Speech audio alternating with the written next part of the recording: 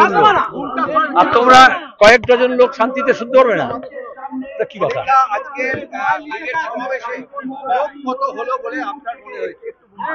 অগুন্তি আমি বলতে পারবো, ব্রিগেড উঠছে গেছে, বাকি সংগঠনগুলো তারা রিভিউ করে তারা জানাবেন, কিন্তু ব্রিগেডের যে ক্যাপাসিটি সেটা তার বাইরে লোক এসছে।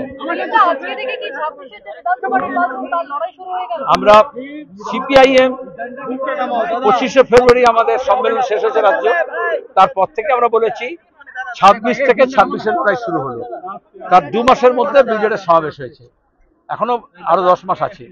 লড়াই শুরু হয়েছে একেবারে নিচু স্তর থেকে, খেটে খাওয়া মানুষ, মেহনতি মানুষ, শ্রমজীবী মানুষ তার মজুরির জন্য, তার মজুরির দামের জন্য, তার ঘামের দামের জন্য, তার ঐক্যের জন্য, সম্প্রীতির জন্য লড়াই করছে।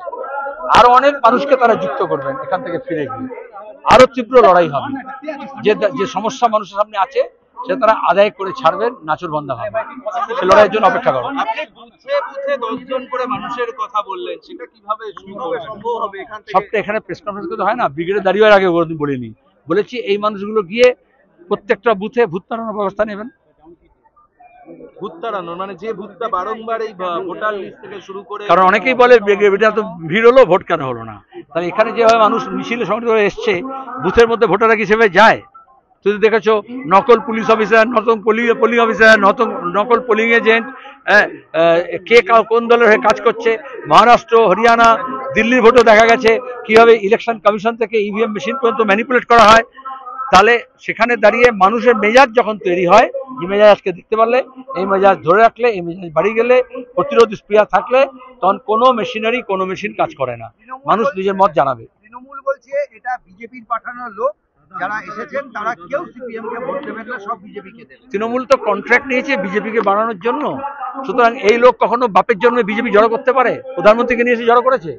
তুমি সাংবাদিক, তুমি জানো না বিজেপির এই লোক আছে? আমি চ্যালেঞ্জ করছি, কোথায় আছে? তো তৃণমূল বললে বলে যাবে? তার তৃণমূল মানে পাগলে কিনা খায়, ছাগলে কিনা বলে। তুমি ছাগলের কথা শুনছো কেন? মমতা বন্দ্যোপাধ্যায় আজকে বলেছেন যে এই মুর্শিদাবাদের ঘটনার পেছনে আরএসএস এর একটা বড় অবদান রয়েছে।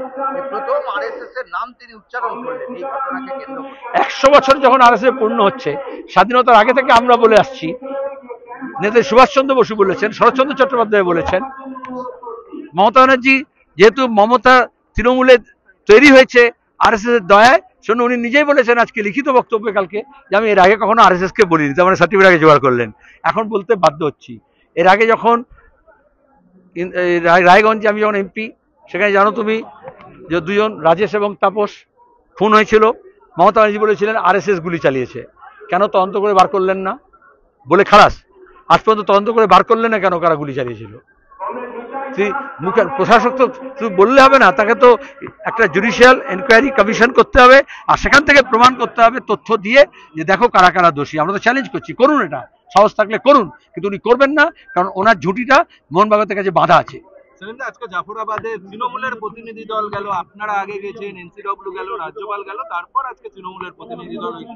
ওদের ঘুম ভেঙেছে বা মমতা ব্যানার্জি নির্দেশ দিয়েছেন, তা ওখানকার লোকরা ঢুকতে দিয়েছে। জাফরাবাদে তো এর আগে ওখানকার তৃণমূলের এমএলএ কে, নেতাদেরকে ওখানকার মানুষ ঢুকতে দেয়নি, পুরসভার চেয়ারম্যানকে ঢুকতে দেয়নি। ওই পরিবারের তরফ থেকে বলা হয়েছে আমাদের কোনো ক্ষতিপূরণ লাগবে না। যখন গন্ডগোল হচ্ছিল আপনারা কোথায় ছিলেন? এক গালে সুপ্রিম কোর্ট, হাইকোর্ট গাল চড় মারছে মমতা প্রশাসনের, আর ওই হরগোবিন্দ দাসের স্ত্রী, চন্দন দাসের মা আর এক গালে সপাটে চড় মেরেছেন। মমতা ব্যানার্জি মনে করেছেন সবসময় ক্ষতিপূরণ দিয়ে পুষিয়ে দেওয়া যাবে। আরজি করের অভয়ের মা পরিবারও তাই বলেছিল। আজকে এই হরসুন্দর দাসের স্ত্রী এবং চন্দন দাসের, হরগোবিন্দের স্ত্রী এবং চন্দনের মাও সেই কথাই বলেছেন। এটা সরকারি যদি লজ্জা থাকে, এরপর আর মমতা ভাববেন না যে পুষিয়ে দেবো চাকরি দিয়ে বা টাকা দিয়ে। ঠিক আছে।